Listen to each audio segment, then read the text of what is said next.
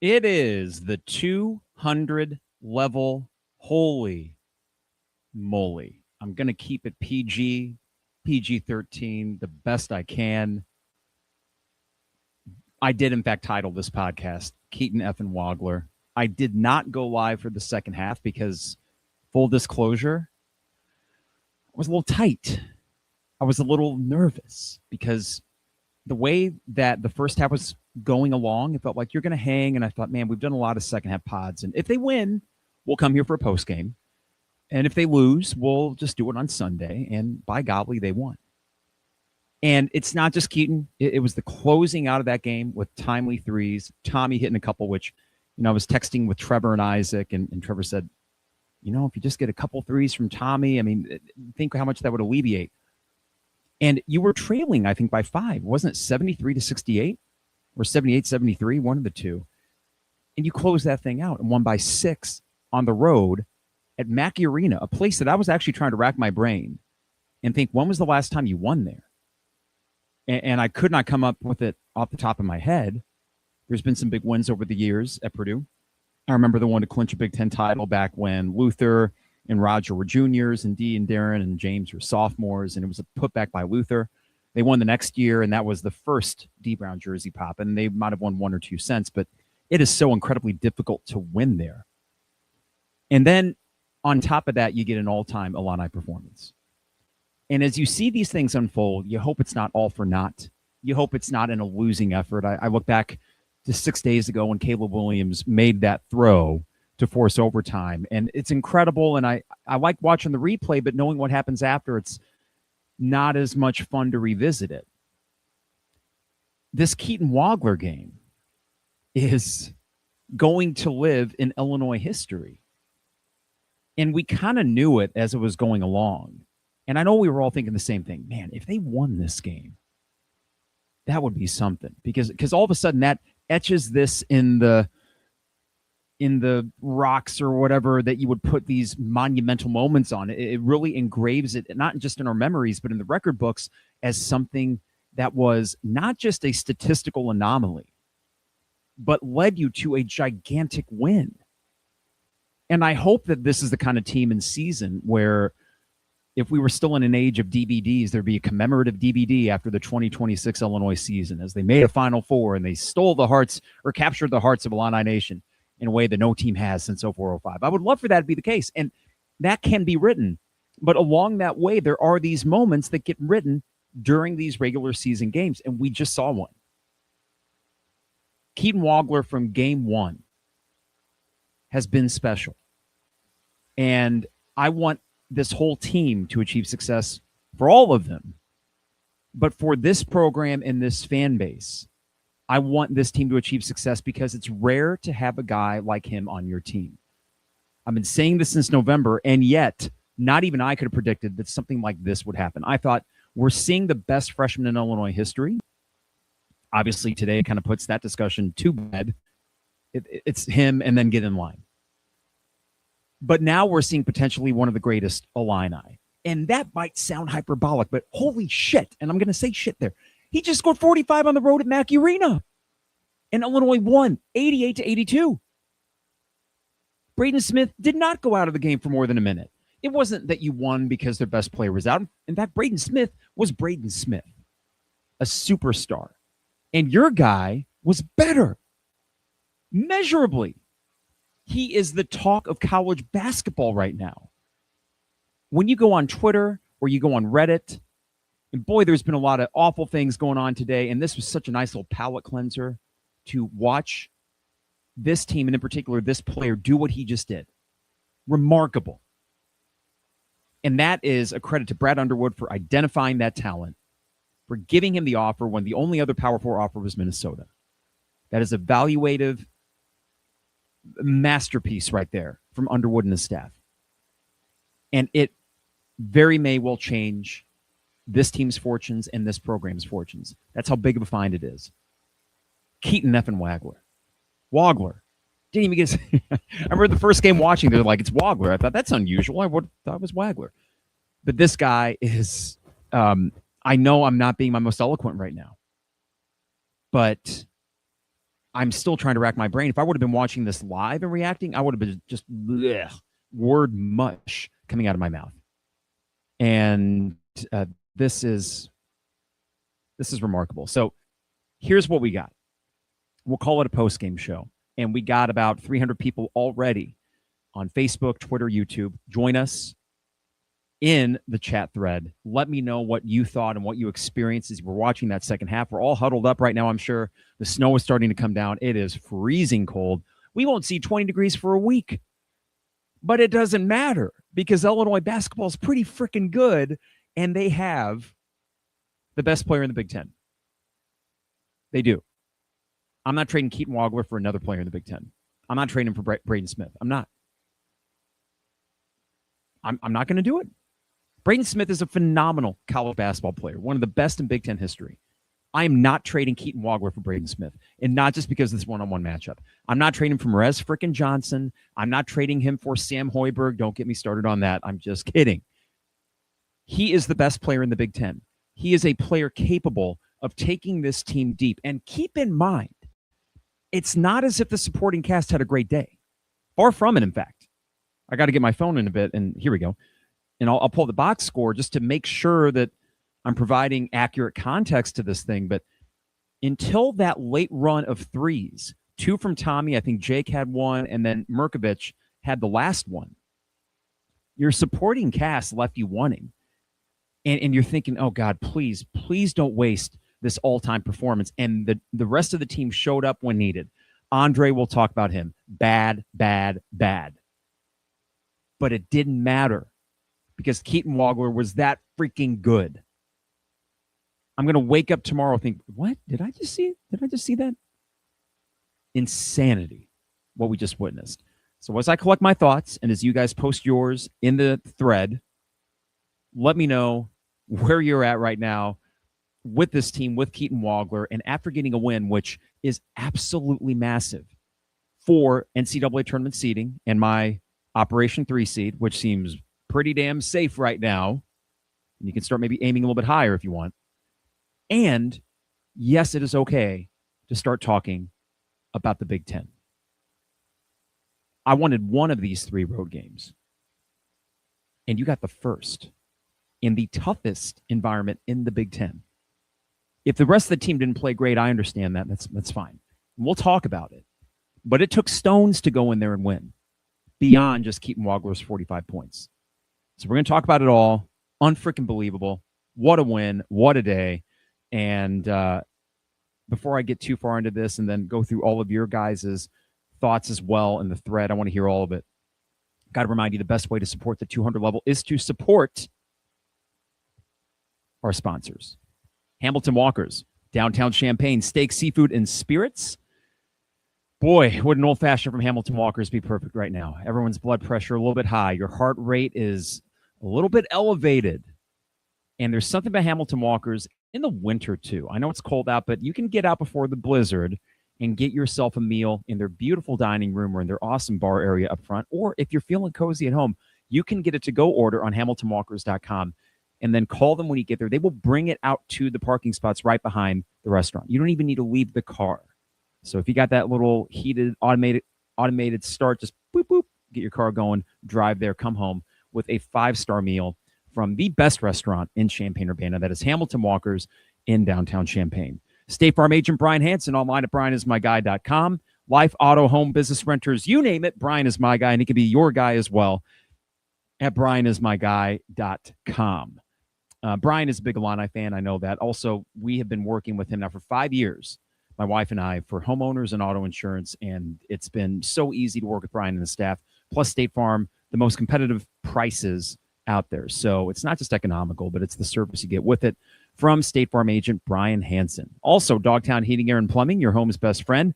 Give them a call, 217-841-4728, and join their maintenance program. No overtime or weekend fees, guaranteed same-day service from our friends at Dogtown Heating, Air, and Plumbing. As cold as it's been, our house has been nice and toasty, and that's probably thanks to that furnace check that we got back in October.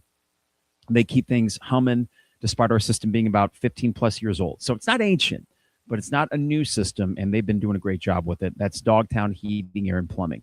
And finally, Owen Builders LLC, online at owenbuildersllc.com for your next home improvement project. Check out a gallery of their work online at owenbuildersllc.com. Got to thank Champagne Showers Podcast Network, and thank you, the viewers and listeners. If you're on Twitter for whatever reason, I don't know if there's a way that you can just share or retweet this with the gathered masses. We already got about 350 people across Facebook, YouTube, and Twitter right now. So a good afternoon to all of you. And I wouldn't normally do this, but after a big win like that, this right here is some Georgie Dickel, bottled in bond whiskey, and a cheers to Keaton Wagler. Yeah, that's good stuff. I'm beaming. I'm beside myself with what I just watched. I want to get to your guys' thoughts as I'm collecting mine. And I'm just going to go right down the list. Big W says Games Guru 50. ILL says David. And Steven says, dude, where was this during the game? I needed this. So, Steven, I didn't do it during the game, as I mentioned, a little preamble, because I could tell that I'm going to be a little tighter because these are the games that mean more. And as we were hanging in there, despite getting some pretty big haymakers from Purdue and seeing what Keaton was doing, I thought, we're going to hang, and I don't want to be on here and be a surly bastard with every play that doesn't go our way in a tight second half. And that I don't think it would have been as compelling of a podcast as a post-game win would have been. I mean, yeah, you could have relived Keaton Wagler's highlights, but YouTube is going to allow you to do that without me just saying over and over, wow, unbelievable, which is all I would have been doing. But I decided to wait, and if they won, of course, I was going to find a way to do it right here, right now. If they lost, see you Sunday afternoon, because it's not like I have anything to do tomorrow. Neither did any of us, really, in this weather. Justin, what up, Mike? Big effing win. Huge effing win, Justin. And then David kind of amends my opening, holy moly, with the holy shnikes. I did eventually say, holy S word. And it just, man, it's, I'm going to veer between clean and explicit, I'm sure, in this podcast. Also from David, Kofi won there, I think, when Edie was a freshman. You're right, David. That would have been 2020. That was the year that COVID eventually shortened, and it was a big win in January, actually, that was starting on the up for Illinois that season. From Steven, if Tyler Underwood really discovered Wagler, then I take back everything bad I ever said about him.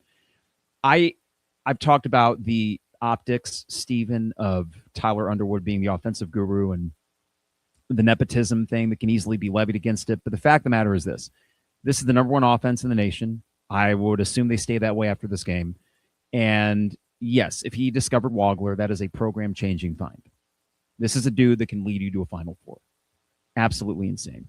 From Frodog, ya boy, put Smith in his place in the final seconds, little biatch. I don't have, it's funny. I don't have any beef with Braden Smith. I think he is objectively a fantastic college basketball player. Made shot after shot, as he does. I got a problem with Kaufman-Renn. I don't know why. Like Timu Will Smith, he reminds me of for some reason. And he was barking like the first minute of the game. It's like, you've been straight ass for the last month. We're talking preseason first team all Big Ten, and he's been straight ass. And he's yammering about on the court and didn't make a play that ultimately helped them win a game. I mean, he was just there. He's not improved. Fletcher Lawyer has not improved. Purdue is objectively very good because of Braden Smith. And they do have some good bit players. But the other two in that trio of theirs have left you wanting. They've not made that jump. So the program building thing that Painter has done has been incredible.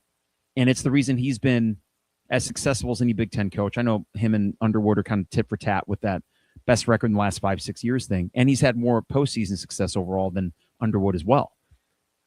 The guy's an amazing coach. I'm just wondering what has stagnated Lawyer and Kaufman-Renn. I'm not sure, but Kaufman-Renn drives me nuts, Frodog. And I've never seen Frodog in here. So hello, Frodog. Austin, what a game. Wags is a man among boys. Natty potential? I think so. Austin, I know that in the Ken Pom era, every national champion has been top 20 offense and top 20 defense. That is a prerequisite to win a national title. Illinois moves up to number 6.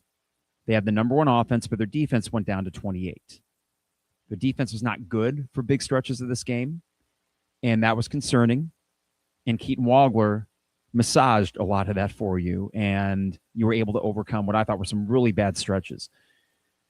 In particular, I don't know what Andrei Stojakovic is doing. I know it's not an easy matchup. I know he had to play a bunch of minutes anyways against the best point guard in the nation. So it's like, well, what do you want from him? Just too often, mental errors. I know there were a few where he didn't get the help off of a pick, and that's got to be frustrating. But he was bad, and he was bad defensively.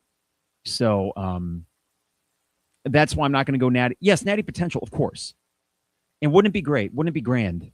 Like, I'm just thinking the Carmelo Anthony thing. And I know that's like, guys, he's a unicorn. There's only been one Carmelo in college basketball history. But I'm just saying there are these moments where a dude can carry you to the Final Four. In the case of Carmelo, he won the whole thing. I think for sure this team has Final Four potential. But if they were to go up against the likes of an Arizona or, I don't know, a UConn? Yes, potential. I can't put all my eggs in that basket just yet. I do know this is a team that should make it at least to the second weekend, and then you see where the chips fall and what matchups you get. And the seeding that's going to come into play with a win like this is absolutely massive. So we'll get into all that. From Wesley, one of the best and most memorable Illinois games in a long time. Special game by Keaton, an all-timer. Absolutely, Wesley, an all-timer for sure. And as David says, this gets us in play for a 2 seed, 100%. And if anything, it flipped you, I should say, with Purdue. You got the head-to-head. You are going to be higher than net and all that stuff come Monday. So you flipped with Purdue, and they're the 3, and you're a 2. What it allows you is a little bit of leeway and probably a loss that maybe you shouldn't have would knock you off any 3 line. It would just potentially take you off the 2. And better yet, losses at Nebraska and Michigan State would not knock you, I don't believe, off of that 2 line. I don't think they'd hurt you like that. Michigan State, by the way, looked fantastic today, so did Nebraska. Purdue, oddly enough, is looking like the 5th best team in the conference. The 5th. Because you got Michigan, Michigan State, and Nebraska just rolling along. And now you got Illinois rolling along, and they get the win at Purdue without Colin Boswell. Purdue's 5th. All right, from Dalton. Unbelievable by Wagler. I've never seen someone in orange and blue so calmly control a basketball game. And that's just it, Dalton. Darren Williams, to me, had that, and he grew into it. Now, he was a great point guard already as a freshman when Brian Cook was a senior, and he had other guys that could score. Sean Harrington had a good senior year. D was already a scorer when he got in. So that team was balanced offensively, and Darren was a great floor general. Had that calm, cool kind of demeanor about him, turned into a superstar. Keaton Wagler is that already as a true freshman.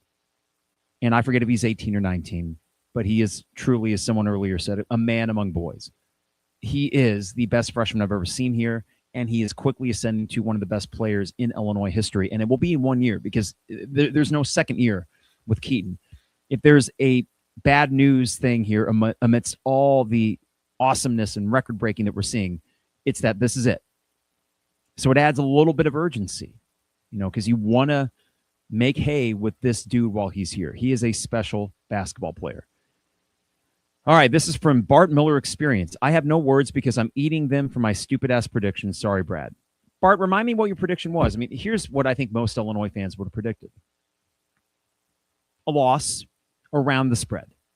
Spread moved to 6, I think, when it was announced that Mirkovic was questionable.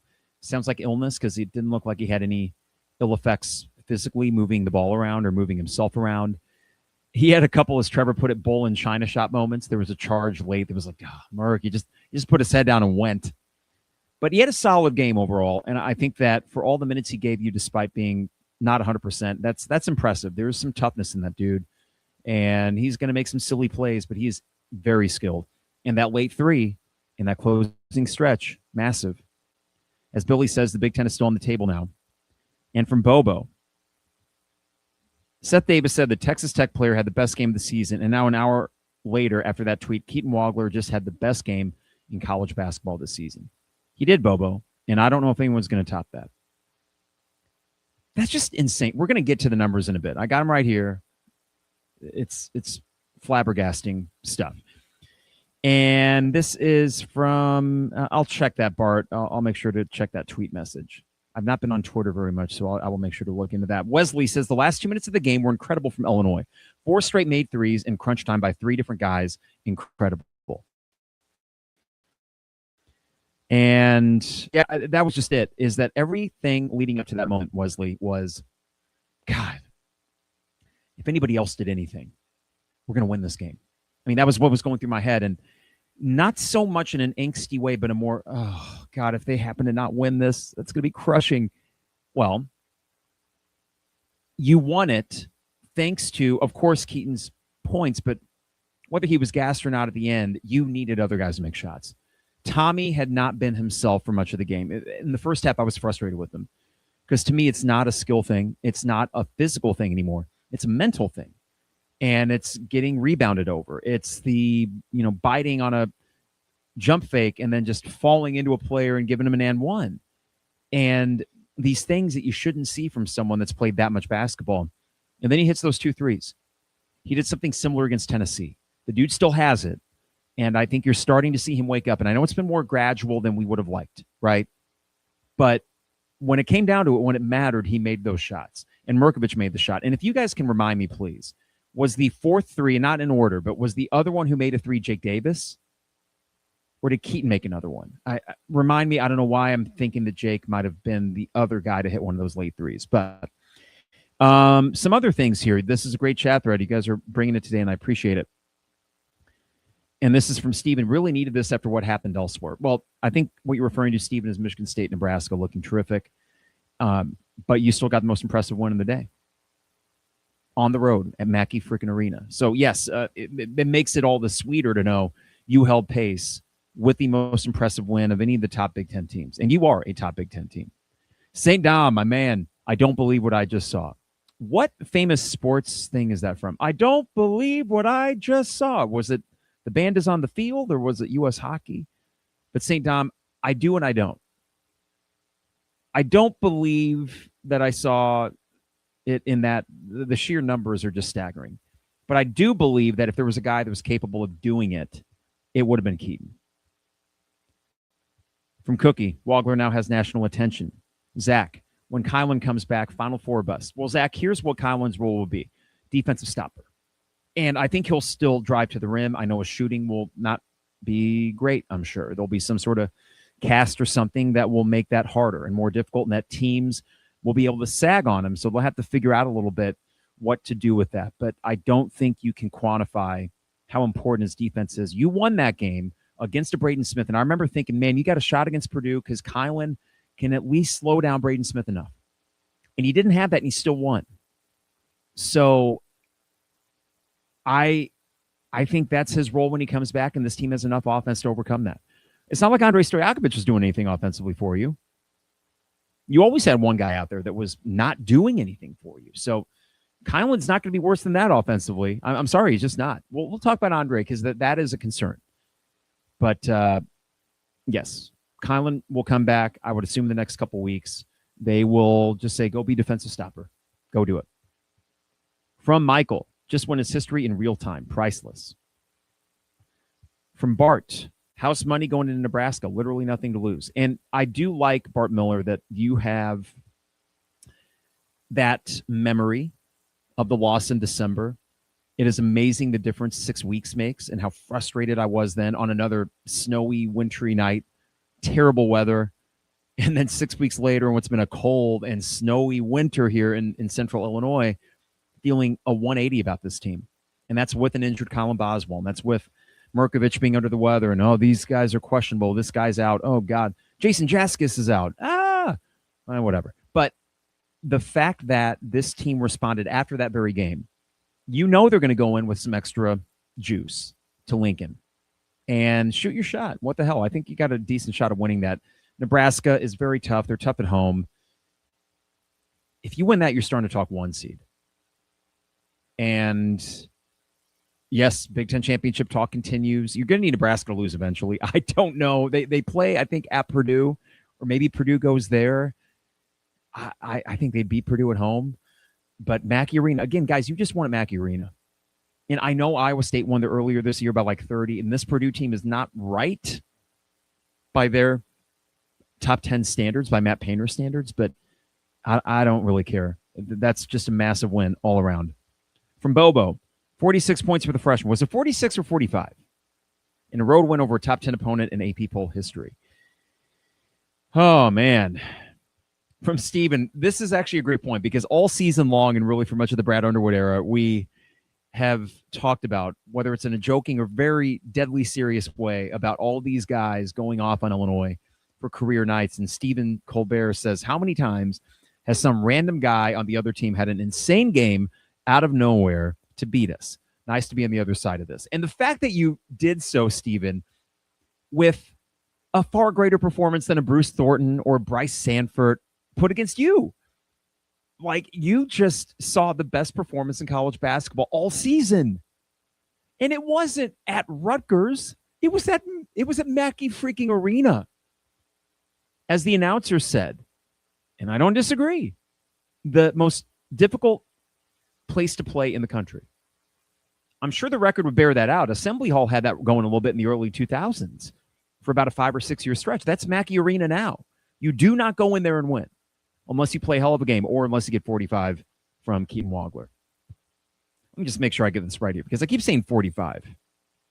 46. God, I'm shortchanging him. I'm sorry, Keaton. Also from St. Dom, unbelievable. That was the greatest display of shooting I've ever seen as an Illinois basketball fan. Amazing. Wagler was a top 10 lottery pick, possibly top 5 by the end of the season.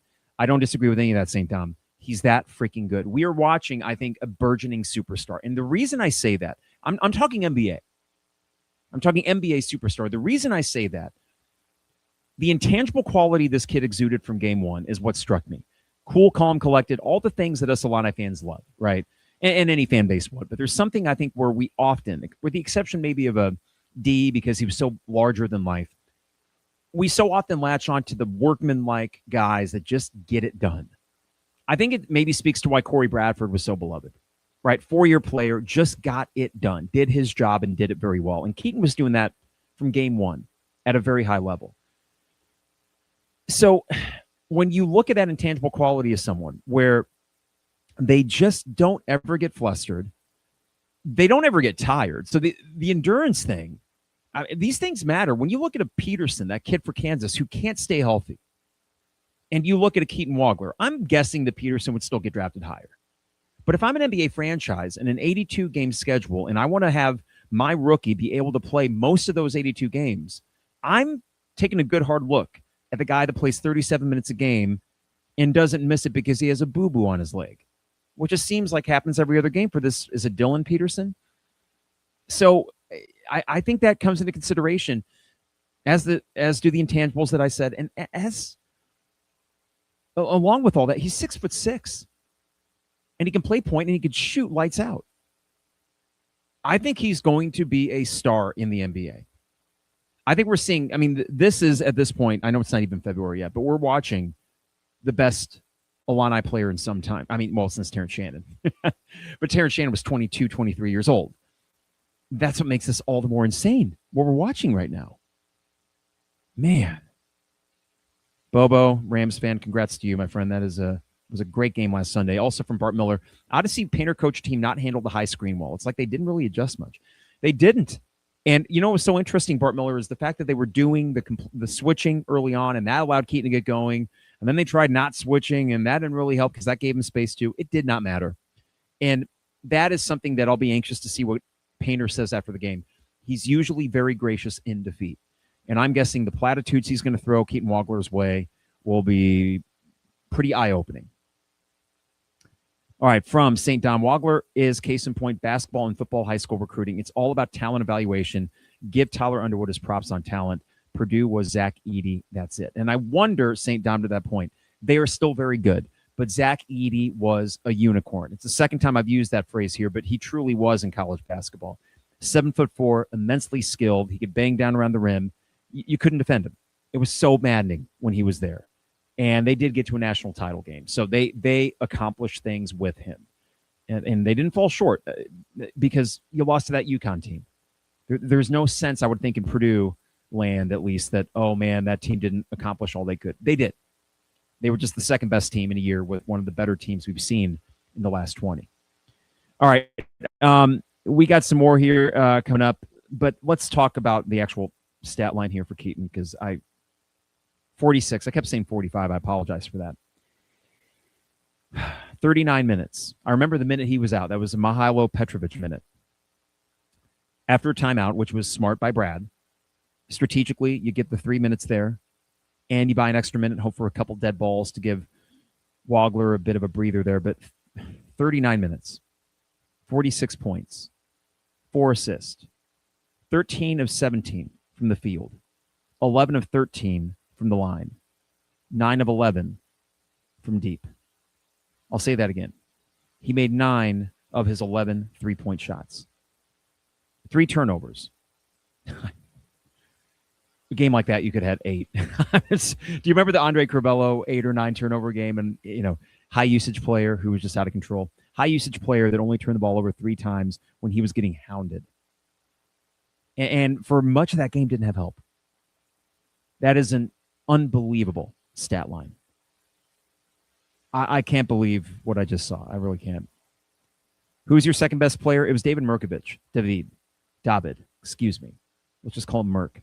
29 minutes, 12 points, 8 boards, 4 of 7 from the field, 2 of 2 from the line to help close it out late, 2 for 4, including 1 huge one from 3 late in the game.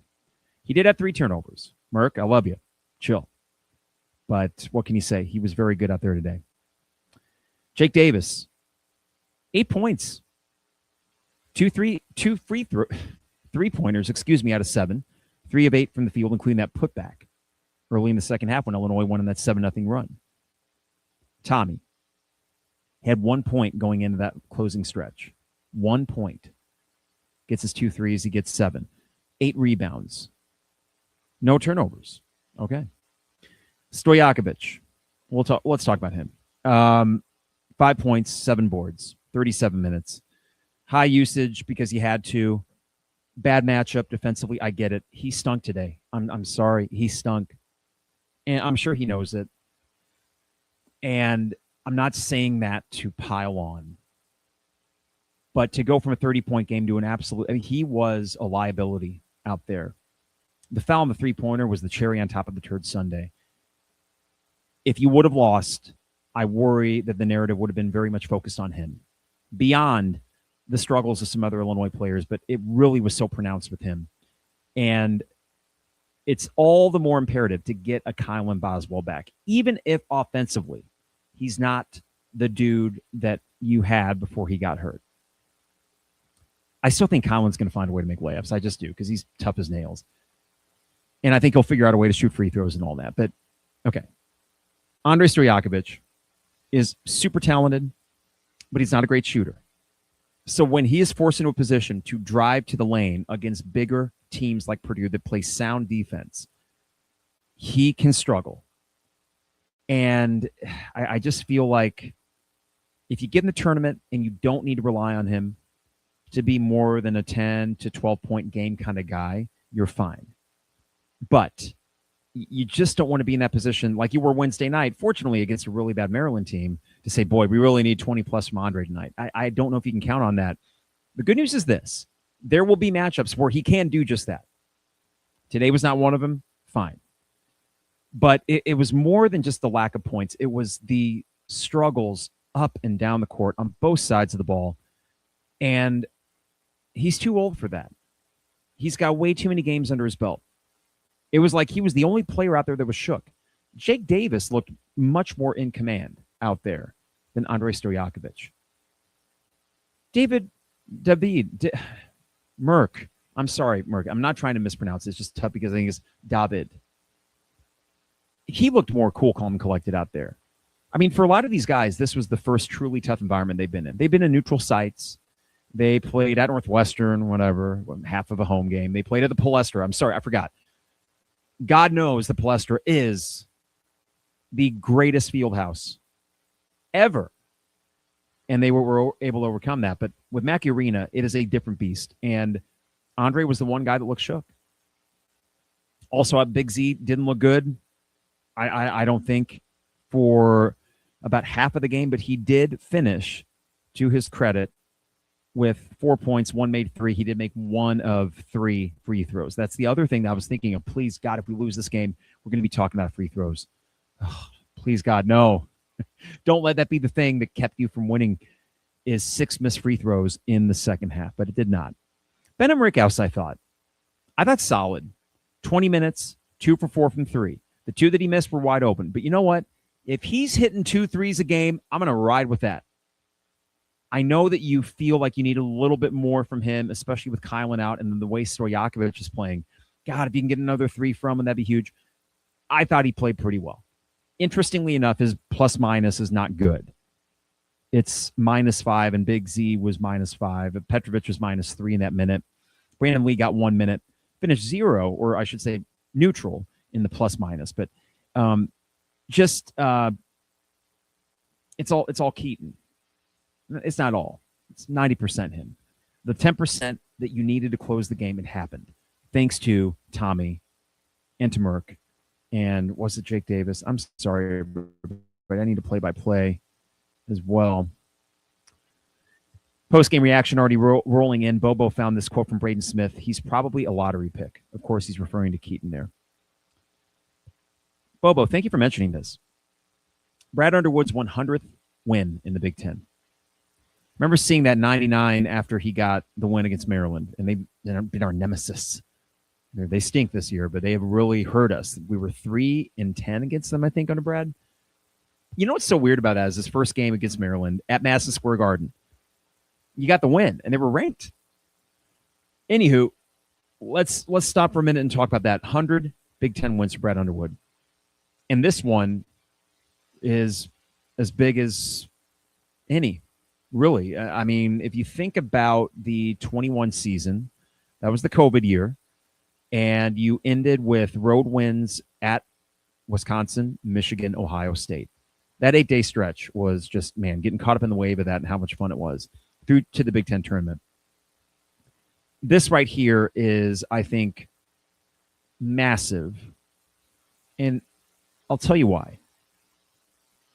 You know from this podcast that last season really turned me off certain things about Brad Underwood. And specifically what that was in reference to was maybe more of the intangible or personality things that, you know, it's all fun when you're winning, but for some reason there was a fatigue setting in with me. And the Nebraska game was like this nadir of my personal feelings of, God, I'm just sick and tired of losing these games. And I know I wasn't alone in that. But I think that there was that fatigue element of, okay, it's year 9. Are we looking more at a Matthew Meyer or KJ kind of season? Or is this team going to figure it out? And that Nebraska game left us, I'm sure, feeling unsure about it. It needs to be said, and I've tried to balance these two truths. I can have things that I wish Brad was better at, specifically like pushing buttons in games if it doesn't go according to scouting report. But the truth of the matter is this.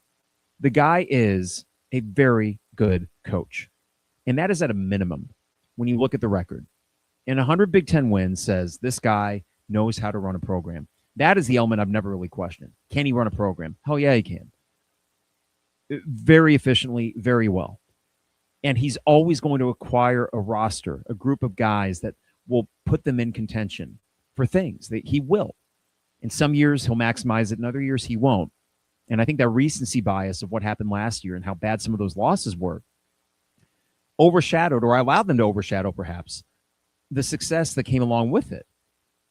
And then not every season is going to be amazing. Well, what he did in bringing this roster together is learn from what didn't work last year. He went older. I guess the irony is the fact that your best player is your youngest.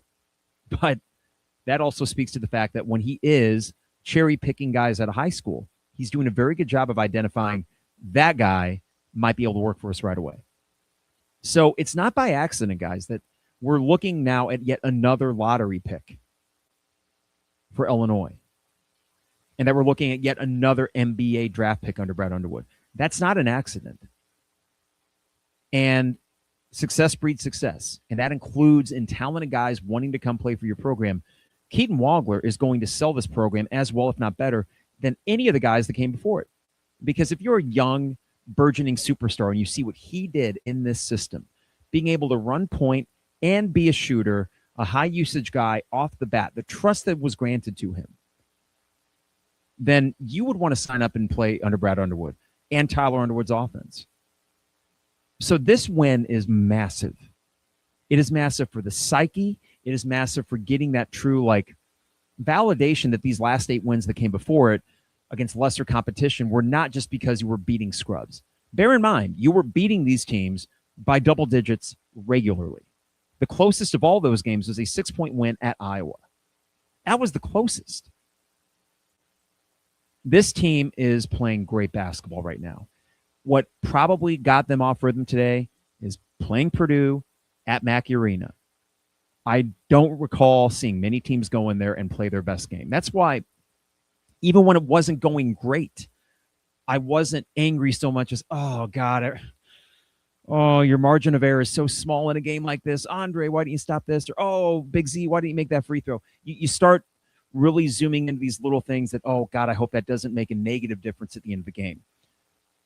But at the end of the day, you won, and you don't win if it's not for Brad Underwood and the talent he brought in. And on top of that, in this very game, despite the defense struggling, especially in the first 12 minutes, you tried some things. You tried a little bit of zone, for example. You tried Andre against Smith, and probably your hands were tied there. I think with Kylan out on the court today, you win by a few possessions, and I know you did anyways. You won by 6, but I think you win by a few possessions, and then free throws ice it, and you win by 9 or 10. All things being equal, that right there would have bounced the defense up enough where they would have been more effective. He tried things today. When he saw the game was going a certain way, and he saw that we were really struggling against, God, how many times do you see Braden Smith drive in, kick it out? And that Owen Meyer kid, just stones, man, just making shot after shot. But they kept with it. And I think that one more thing I want to mention about Brad Underwood, and this is a credit to him, and this is maybe why when things aren't going well, you get so frustrated. I say you, the general you. Me, maybe being at the top of that list. But that refusal to get flustered himself. When things aren't going well, it can be like, damn it, Brad, push a button, make some sort of change. And then time goes on, you feel like, man, he's just kind of staying the course. And that can be frustrating when it doesn't go well. But they really did, in most ways, stay the course today, knowing that Keaton was doing what he was doing and that the other guys were bound to make a shot eventually, right? And it resulted in an absolutely massive win. Guys, I went up after the game, and I told my wife, and she could tell from my eyes, like, oh, wow, do you just see a ghost, or is this like a happy expression? And I said, all right, so I'm in a podcast. Illinois won, and Keaton Wagler, she was like, oh, yeah, you like him. Yeah, I was like, yeah, he scored 46 today. She was like, whoa. I was like, not many teams won at Purdue. I was like, I know. And not only that, but you did so with an all-time performance. I mean, man, today was special. That is really special. This is from Bobo. Kingston Flemings and Keaton Wagler. This is the first time in AP poll history multiple freshmen has scored 40-plus versus ranked teams. Wow. The talent that is out there is just pretty incredible. Man. I have talked on this podcast about Operation 3 Seed, but just give me a second. I can take one more sip of my Georgie Dickel. That's good. Okay. Operation 3 Seed. I was beating that drum and have been for about 4 weeks now. It's why the Nebraska game was frustrating. It's why a couple early losses against UConn, but really the Alabama game, because that was gettable, was frustrating because it's like, man, are we going to be on the razor's edge and on the wrong side of that 3-4 line? And I think right there, the fact we're having that conversation says you have a pretty high floor as a program. But it's also knowing how tenuous things get in March and that you need every seeding advantage you can get. So if you get on that 3 line, you are in great position to make a second weekend. And then from there, you just see what happened up the rest of the bracket. And maybe you got some breaks. Maybe the 2 lost in the round of 32, and maybe the 1 is going to lose in the Sweet 16, and you got a path. Okay, well, If that is the case, and this team gets a 3 seed with the talent that they have, and knock on wood that they can be fully healthy at that time of the year, then I do feel great that they're going to make a second weekend and have a decent chance to win another couple games. This offense is humming.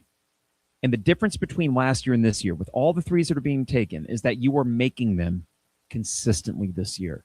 No, you're not going to get 9 of 11 from Keaton probably ever again. As good as he is, I don't think you're going to get that again. But you are consistently getting 35% from everybody else. That will play. That will work. So Operation 3 seed is looking pretty good right now, but now you can actually look a little bit higher. Operation 2 seed will come into play if it hasn't already, because I would look at projections now. You will be a 2 seed in Mike DeCourcy's projections and all that after this. You got a road win. This is a quad 1A that is going to remain a quad 1A. I mean, Purdue could lose out and would probably be a quad 1A win. And of course they won't. So you have a resume already that is pretty damn unimpeachable. No bad losses. Some really high quality wins. This one and the Iowa win are going to age like fine wine. And if you somehow get one or the other against Nebraska or Michigan State, look out. Because now you start talking one. We have seen Brad Underwood's teams go on a heater, but not usually this early. This time of year has often been a mid to late January swoon. You drop a game or two before you go on a February heater into March, and then hope springs eternal. That's not happening with this team. That is different. Maybe we should have known with the Minnesota game when, oh boy, is this a sleepy Saturday? Oh, they're going to win by 10. Hey, you didn't even play that great. You win by 10. Or at Texas Tech, yeah, David mentions this in the chat thread. That win is aging very well too. You got some quality wins, and you have no bad losses. Your losses are to teams with a combined, let me get this right. UConn has 1 loss. Nebraska has 0. And I'm pretty sure that Alabama is sitting there with, okay, they have 5. Should have won that game. But if you did, you'd be a 1 seed right now. You would be. You've lost to 3 teams with a combined 6 losses. There's no bad losses. Brad Underwood's teams and the ones that have gotten under our skin with frustration are the ones that have dropped a home game to USC or Maryland often. We feel like, damn it, we should have won that game. Where did this loss come from? It's not happening. And then Missouri. Thank you, Bobo. Missouri won again today. They're now 14-6. What the hell? We beat them by 40. It is time to get excited. If you haven't been already, and if you have, then you were seeing some things. I think call it cautious optimism, but I really like what I saw from this team beginning really, of course, the Missouri game, but it was that opening stretch in the Big Ten. And it was funny because the Northwestern podcast, someone tweeted at me and said, man, you weren't very happy last night. And that had much more to do with it being Northwestern than Illinois' performance. It really did. Northwestern just, I can't do it. It gets under my skin. I become such a surly bastard when I watch Illinois play Northwestern, especially at Walsh Ryan. This team's been playing really good ball for over a month, and they are loaded with talent. And I know that they aren't this big, brawny, physical group. You know, I've rolled my eyes many times at the everyday guys mantra. I don't love it. I still don't. However, this team does have a sneaky bit of moxie in them. It is a Herculean task to go into Mackey Arena and win. And Keaton Wagler, he did his thing. That's the biggest reason why you won. But again, that closing 3-minute stretch with 4 straight made threes, that takes stones. That is a team win at that point. Didn't feel like it was going to be. It felt like, man, if we win by the hair of our chinny chin chin, that is a Keaton Wagler game. Well, it was both a Keaton Wagler game and other dudes stepped up when he needed to. Just remarkable. So Illinois right now, as we sit here on this snowy Saturday afternoon, they are 17-3 overall. And after this game, they are now projected to go 25-6 and 16-4 in conference. The projected losses are still Nebraska, Michigan State, and Michigan. Michigan State, mind you, was up to number 4 in KenPom. They do look great. I can't refute that. That is going to be a monster game up there. We were considering going, but I didn't jump on tickets early enough, so we're just going to watch it at my wife's family's place near Ann Arbor. But The Michigan State games, and those two teams play twice, are going to be awesome. Maybe they can beat up on each other. If you get one more of these road wins, you can talk Big Ten championship. And if you want to start now, that's fine. As Illinois is 8-1, they've won 9 straight games. Brad Underwood gets his 100th Big Ten win. God, that'd be a record. And Keaton Wagler scores 46. Apologies for at the start of this thing, 45, 45, 45. I don't know why. I think I was at the Brandon Paul 43-point game. I remember watching the Georgie 35-point game. I think that was against Rutgers. You know, Terrence Shannon dropped 40, I want to say, in a Big Ten tournament game, whether that was against Ohio State or Nebraska during that crazy weekend he had. Keaton Wagler is he's something else, and I'm enjoying every minute I get to watch this guy play in this uniform, and kudos to him and this team for getting a massive win. It's one of those that, you know, scour all the Twitter feeds and, you know, look out for that video of Brad Underwood come in the locker room and with his hell yeah, and just, yes, eat it up, because that's the kind of win that deserves all that excitement. Just massive, massive. We got about 500 people watching, and I hope that this was a bit of an outlet for you guys after that game, because it was something special. Now, as for the next week of the podcast, there is a Thursday night game against Washington. I think I'll be good for it, but here's the deal. So Wednesday, I'm going under the knife with my eyes. So back in August, I had an eye surgery, and it's for alignment, which if you really look at the camera, you can probably see, man, Carp has a lazy left eye. I do. Had it since I was born. So we got one more procedure that we're going to do on Wednesday. Get that bright and early in the morning. And so I'm not sure if I'll be good to go Thursday evening. If I am, I'll be wearing sunglasses, because you don't need to see that bloodshot mess. That would be the remnants of that. But we can sit in this one for a while. I mean, this makes the whole blizzard, winter storm thing a lot more palatable when you get a win like that. Illinois wins on the road at Purdue, 88-82. Improves to 16-3 in the season. Or no, sorry, 17-3, right? What's the record? 17-3 in the season. They will be a top 10 team when the polls come out on Monday. Probably move up to 7, if not 6. They won't flip completely with Purdue, but I think they move up to like a 6 and Purdue down to like a 9 or something like that. And just massive win, and one that we will remember forever. We've had a pretty good run. If you're a Bears fan too, it's been a pretty crazy month between Music City Bowl, game-winning field goal, Caleb Williams, 2 comeback wins against the Packers, Keaton against Purdue. That's pretty good. It's been a good month for sports, and damn, man, absolutely insane. So I want to thank you all for watching. Do me a favor before you leave. Like, follow, subscribe, wherever you are watching us. Pretty good split between Facebook, YouTube, and Twitter right now.